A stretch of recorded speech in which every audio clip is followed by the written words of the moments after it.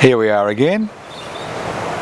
The sun's coming down, the birds are singing, you can hear the water in the background, or maybe you can't, who knows. Look, I want to look at, now that I've reached my biblical time span 70, which equals 70 years, I've been reflecting on why bother. You see, a lot of people when they reach my age, they have decided that when they reach my age, they've decided that life's finished. They're basically sitting in God's waiting room going to heaven or hell, depending on their lifestyle. So it's a tragedy in many ways, because what we see in this country is an ageing population, and that ageing population tends to become more conservative and reactionary as it becomes older. Every federal election, every time the federal coalition gets elected and re-elected, it's to a significant degree due to the support of people over 70. About 65% of people over 70 tend to vote for the coalition forces because they think somebody's going to steal their superannuation or who knows what. But obviously, if you don't have an income coming in every week, the issue of security becomes paramount in people's minds. So a lot of people think, well, I've reached the age of 70, my life's over, I'll look after the grandkids, I'll dig around the garden, maybe I'll do the big overseas trip I've been promising myself for so long. The reality is that people 70 and over are a great reservoir of knowledge, experience. They have a great understanding of political strategy. And it's a pity if you've reached that age and your health is reasonable, and obviously many people that age, their health is quite reasonable, that you don't continue to participate in political, social, cultural activities. It's one thing immersing yourself in cultural activities and going down to the local men's shed or down to the TAB or your local pokey outlet. It's another thing being directly involved in activities which not only change the future but ensure that the changes that have occurred continue, because progress doesn't work in a linear line. Progress comes and goes. Historically, we've seen changes occur, changes for the better, changes for the worst. It was only a few hundred years ago that slavery was all the norm. Not just in Western societies, but many societies around the world. And it's not that long ago, in the early part of the Industrial Revolution in the 1830s and 1840s, that we had children as young as 4 and 5 working in mines, dying before they reached the age of 10. So progress doesn't occur in a linear line. And the 19th century was an interesting century because for the first time in human history, we didn't see people sacrificing themselves for the glory of God, King and country. We didn't see people sacrificing themselves for a monarch, a king or a queen, or some type of religious belief. We saw the evolution of a new political, social, cultural movement which was based on assisting people to access society's wealth. And the century of revolutions, the 19th century and the early 20th century, occurred to ensure that the traditional role of the state as the protector of the rich and powerful became the protector of the poor. So the role of the state changed dramatically as a result of revolution and reform movements. The state was forced, in order for the rich and powerful to survive in their positions of wealth, was forced to adopt a different approach to its citizens. Citizens were not just seen as objects to be taxed or sent to war for the glory of God, King and country, but citizenship bestowed something different. And that something different was access to the common resources for a social security net, which was designed not only to assist those who needed assistance, but it was also designed to ensure that social dislocation and decreased. So the 20th century has been a history of change, and that change has been driven by mass movements which have not been determined by the glory of God, King and country.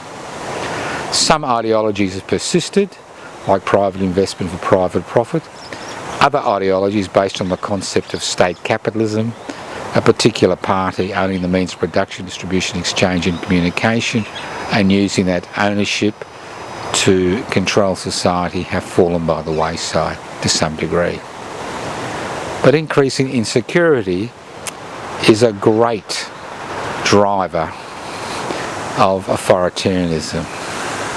As insecurity increases, as financial resources dwindle, as job opportunities evaporate, as social cohesion breaks down, and insecurity increases, people tend to gravitate towards strong leaders who offer them some type of alternative to the current situation. But that alternative is not based on harnessing the collective wisdom of people, but that security is based on a strong leader being able to exercise power through monopolising the power of the state, through a monopoly on the use of force, through police, the legal system and the armed forces in certain circumstances. So around the world today, we see not just the evolution of authoritarian regimes, but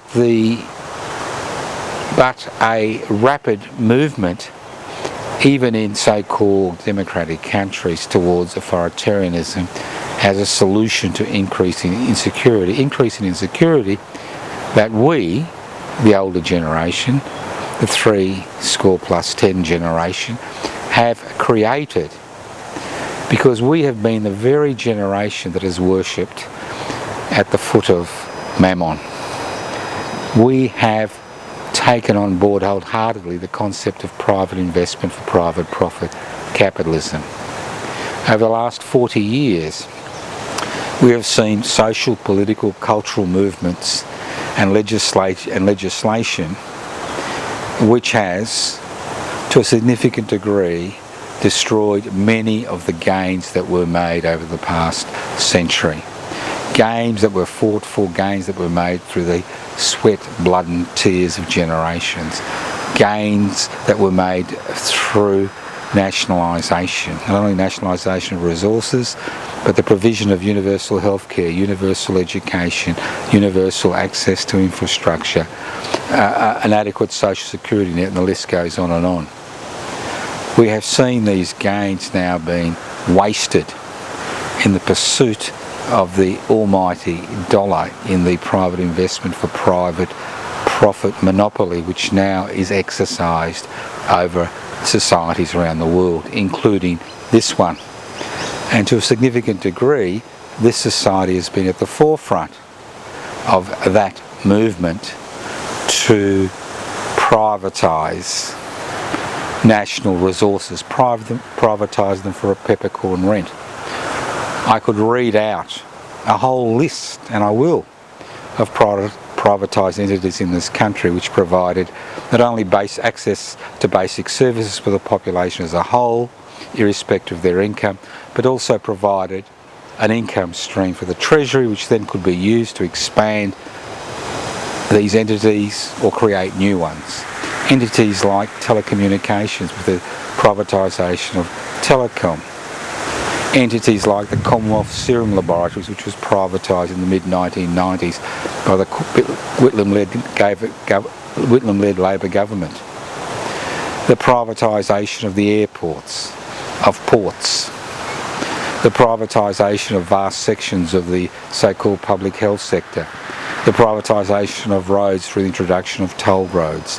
The privatisation of many, many basic infrastructure like energy, electricity, gas, and the list goes on and on. So there has been a privatisation bonanza which has, to a significant degree, enriched that small section of society that owns the means of production, distribution, exchange, in communication. On the other hand, we've seen legislation go through Parliament which has destroyed the concept of public housing, housing which is available to people who cannot buy or rent in the public sector.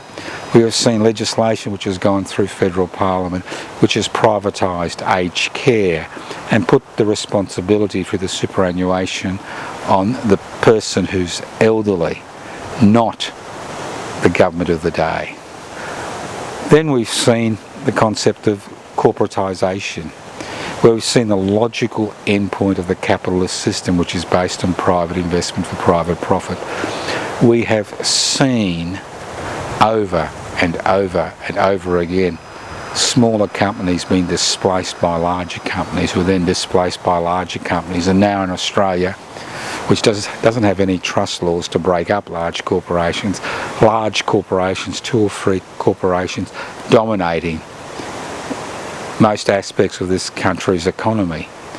Corporations which have destroyed small businesses like local hardware shops, businesses like local chemist shops, and the list goes on and on. Businesses like local shops. It's all very well shopping local, but when there's nothing to buy locally and you're forced into the corporate superstores, you begin to understand the power, the economic power they're able to exercise in society. It's no accident that we see the same corporations advertise continuously on television and the net, whether it's fast food, whether it's access to furniture, whether it's access to electrical goods, and the list goes on and on. Then we've seen the concept of globalisation. It's a very simple concept. It's exporting jobs to the lowest paying country. We've seen the destruction of multiple industry. So, what's the role for the 310 Brigade? Is our role to sit back, wait for Lucifer or the Archangel Gabriel to take us to heaven or hell? Do we sit in God's waiting room, waiting for the inevitable? Do we look around for a suitable aged care facility? It's interesting to note that the over 55 residential sector has been one of the most rapidly growing sectors in this country. Do we act as unpaid keepers of our children and grandchildren? Or do we have a little bit more to contribute to society? Do we have the experience, the strategy, the knowledge to assist younger generations to claw back many of the things we have lost through privatisation, corporatisation, globalisation and deregulation? Do we make amends for the fact that our generation was the generation which pushed the climate emerging to its current state? Do we make amends for the fact that we have allowed the corporate sector to dominate the media, especially the legacy media? Do we make amends for the environmental damage, the growing inequality in society, as we pursued the golden private investment for private profit mantra, as we knelt on our knees every night and prayed to Mammon to augment our income so we could enjoy our old age? The reality is, unless you earn significant amounts and take advantage of this country's superannuation-friendly investment laws, which are directed at those who invest more than $1 million in superannuation every year, then the majority of Australian superannuation is nothing more than a stopgap measure to prevent them and us securing social security benefits until our 80s and 90s. The reality is much different. For us to retire, to ask why bother, to give up, to say we have done our bit because we are the 310 Brigade, is a mistake. Not only is it a mistake, it's a tragedy. It's a tragedy because it means that we have absolved ourselves of any responsibility for the situation the planet finds itself in, this country finds itself in today, where growing inequality is becoming accepted as the norm, where increasing wealth for a minority is accepted as the norm, where deregulation, where rules and legislation was put in place to protect people, has become the norm, where the domination of the economy by a handful of monopolies and corporations has become the norm, where the export of jobs overseas has become the norm because labour is significantly cheaper, where the housing crisis, which has been manufactured through governments promoting investment strategies, have become the norm, where the rich benefit from the taxation system through investor-friendly laws, investor-friendly superannuation laws, investor-friendly superannuation laws for the rich, investor-friendly laws as far as negative gearing is concerned, as far as tax is concerned, as far as tax minimisation is concerned, as far as family trusts are concerned, and the list goes on and on. Because we have allowed this to develop, because we have believed wholeheartedly the mantra that private investment equals private wealth should be our constitutional arrangement. We have allowed this to occur. We have a debt. We have a debt to repay our children and grandchildren and younger Australians and middle-aged Australians, because it was our inability and unwillingness to challenge the deregulation, privatisation, globalisation, corporatisation brigade that has allowed this to occur. If we are not willing to challenge the situation, if we just want to sit on our laurels and continue to consume to the day we die, then let it be. But if we want change, real change and security, real security for our children and grandchildren, we need to become involved in activity that rolls back the changes that were made through deregulation, privatisation, corporatisation.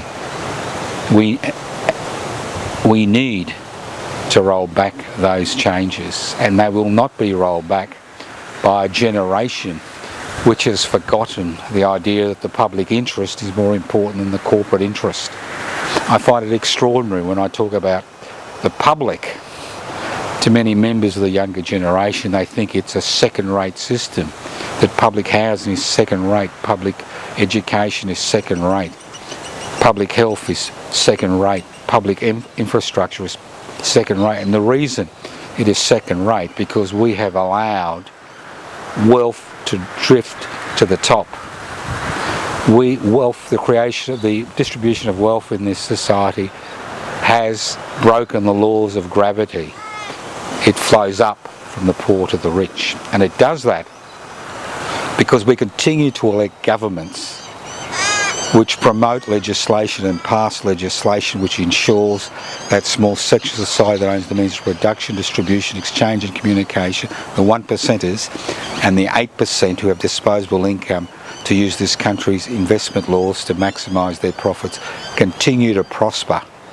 While 700 to 1 million children live in poverty, while 33% of the population live on social security benefits and most of these people live below the poverty line, where an increasing number of Australians will never be able to afford a deposit to buy a home, let alone to buy a home, it's time for action. If you have reached your biblical lifespan, 70, now is the time to become active. No more excuses, no more, I'll do it when the kids have grown up, I'll do it when I retire.